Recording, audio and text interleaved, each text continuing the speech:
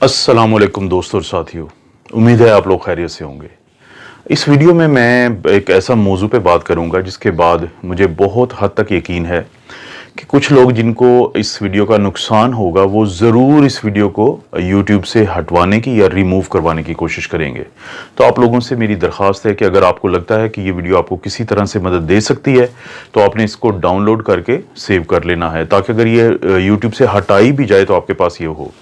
इस वीडियो में मैं बताऊंगा कि ये क्या वजह है कि ये जो पीसीआर टेस्ट है लोगों का बार बार पॉजिटिव आता है, चाहे वो अलामात से निकल आए हों और चाहे उनको काफ़ी दिन हो चुके हों और महीने से ज़्यादा हो चुका हो, लेकिन उनका पीसीआर का टेस्ट बार बार पॉजिटिव आता है। और वो क्या एक ऐसी बात छुपाते हैं लैब वाले जिसके पता चलने से आपके अंदर का डर और खौफ ख़त्म हो सकता है। और इस बात को समझाने के लिए मैं सबसे पहले आपको वाइट बोर्ड पे कुछ चीज़ समझाता हूँ। जी दोस्तों, जिस बारे में मैं बात करना चाहता हूँ उसको समझने के लिए सबसे पहले ये स्ट्रक्चर को देखें। ये है कोरोना वायरस। इसकी ये जो बाहर रेड कलर की ये नज़र आ रही हैं, इसको हम कहते हैं स्पाइक प्रोटीन। और ये वही प्रोटीन है जिसकी मदद से ये वायरस हमारे जिस्म में दाखिल होता है। और ये है लिपिड की बाइलेयर, ये है इसकी होल जिसको आप कह सकते हैं, शेल कह सकते हैं।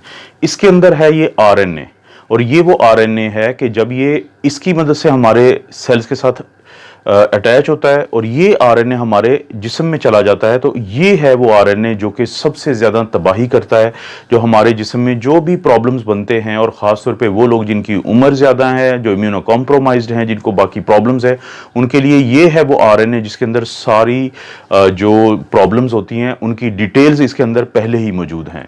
अब जैसे ही ये वायरस हमारे जिस्म में दाखिल होता है और हमला आवर होता है, तो हमारे जिस्म का इम्यून सिस्टम, जिसकी हम बहुत ज़्यादा बातें करते हैं, वो एक्टिवेट हो जाता है। ये हमारा दिफाई निज़ाम है, और ये इम्यून सिस्टम इस वायरस के मुकाबले में एक आर्मी तैयार करता है जिसको हम कहते हैं एंटीबॉडीज़।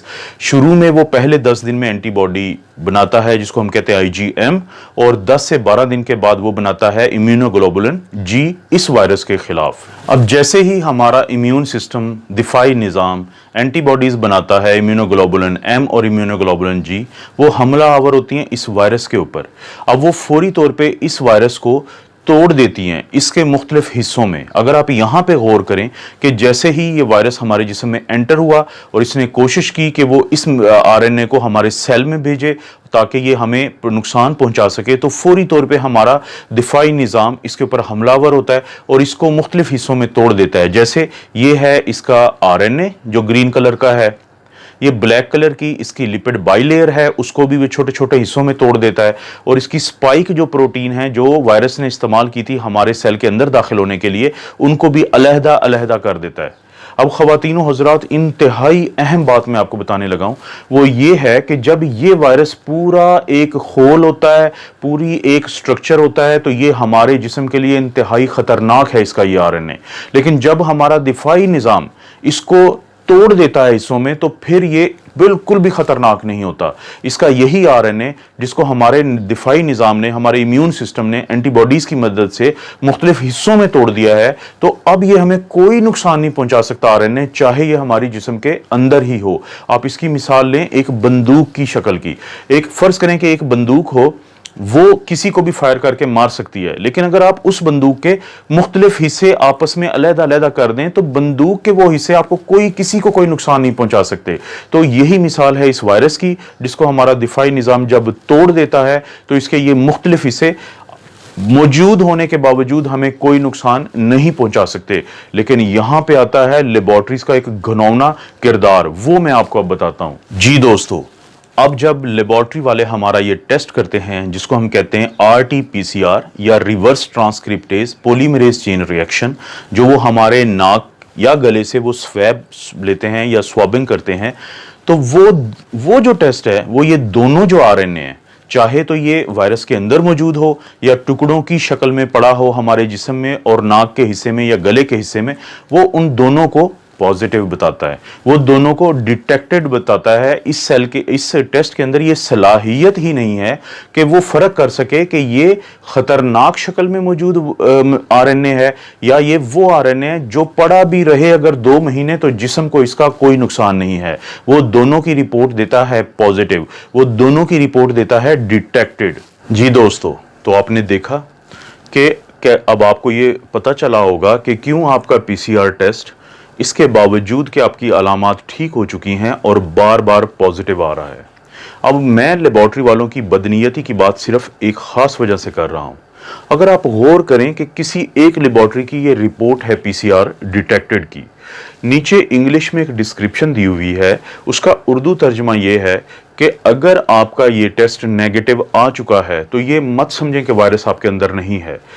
इसकी ये वजह भी हो सकती है कि हमने टेस्ट प्रॉपर ना लिया हो, आपका स्वेबिंग ठीक ना की हो, हमारी किट का भी प्रॉब्लम हो सकता है, और ये भी प्रॉब्लम हो सकता है कि वायरस आपके नीचे बैठा हो हिस्सों में और ऊपर ना बैठा हो। इसको मैं इंग्लिश में कहूंगा फेयर इनफ।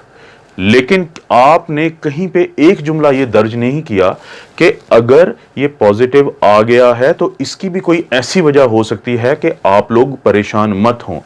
उन्होंने वो इसलिए नहीं किया कि वो खौफ का कारोबार कर रहे हैं। जितना ज़्यादा आप लोग खौफज़दा रहेंगे उतना ज़्यादा आप ये टेस्ट करवाएंगे, जितने ज़्यादा आप ये टेस्ट करवाएंगे उतनी ज़्यादा उनकी तिजोरियां भरेंगी। अभी वो अरबों पाकिस्तानी रुपीस कमा चुके हैं इस पीसीआर टेस्ट के ऊपर। उनको पता है कि जब तक लोग खौफज़दा हैं वो इस कारोबार में फ़ायदे में हैं। तो आम लोगों के लिए फिर इसका क्या हल है? ये तो एक प्रॉब्लम मैंने बताया है, इसका हल ये है, अगर आपको अलामात हैं और आपका पीसीआर पॉजिटिव है तो आपने मुकम्मल तौर पे वैसे ही अपना इलाज करना है जैसे डॉक्टर्स आपको बताते हैं। लेकिन अगर आपकी अलामात ठीक हो चुकी हैं तो इस चीज़ के चांसेस हैं कि ये वायरस मर चुका है और टुकड़ों टुकड़ों में पड़ा है। और अगर आपका पीसीआर पॉजिटिव भी आता रहता है अलामात जाने के बावजूद, तो आपको परेशान होने की ज़रूरत नहीं है। और जब ये एक दफ़ा टुकड़ों में तब्दील हो जाता है तो उसके बाद इसके अंदर ये सलाहियत भी ख़त्म हो जाती है कि ये आपसे किसी दूसरे को लग जाए। तो अपनी आइसोलेशन को आप रिलैक्स कर सकते हैं जब एक दफा आप अलामात से निकल आए। तो क्या इसकी कोई साइंसी आपको भी प्रूफ मिल सकता है? जी, आप अपना एंटीबॉडी टेस्ट करवा सकते हैं। अगर आप अपना एंटीबॉडी टेस्ट करवाएं, जो मैंने एक दिन पहले मिसाल दी थी और मैं ये दोबारा दिखा रहा हूं कि एक दोस्त हैं जिनका इम्यूनोग्लोबुलिन जी बहुत स्ट्रांगली पॉजिटिव आ रहा है, लेकिन इसके 2 दिन के बाद भी जब उन्होंने अपना पीसीआर का टेस्ट करवाया तो वो उन्होंने पॉजिटिव दिया। और वो शख्स जो इससे सेहत याब हो रहे हैं वो ज़हनी तौर पे इंतहाई टेंशन में चले गए एक बार फिर कि उनका टेस्ट पॉजिटिव है। तो मेरी आप लोगों से दरख्वास्त है कि अगर आपको लगता है कि ये वीडियो आपको किसी भी तरह से हेल्प कर सकती है, आप इसको सेव करें डाउनलोड करके, आप इसको लाइक करें और अपने दोस्तों के साथ शेयर करें कि हो सकता है किसी एक को इस वीडियो का फ़ायदा हो जाए। और अब आपको समझ आ चुकी होगी कि मैंने आपको क्यों कहा है कि कुछ लोग बहुत तेज़ी से कोशिश करेंगे कि हर सूरत इस वीडियो को रिमूव करवाया जाए। आप अपना और अपनी फैमिलीज़ का ख्याल रखें। अल्लाह ताला आपको और आपकी फैमिली को हर किस्म की आजमाइश, बुराई और बीमारी से बचाए।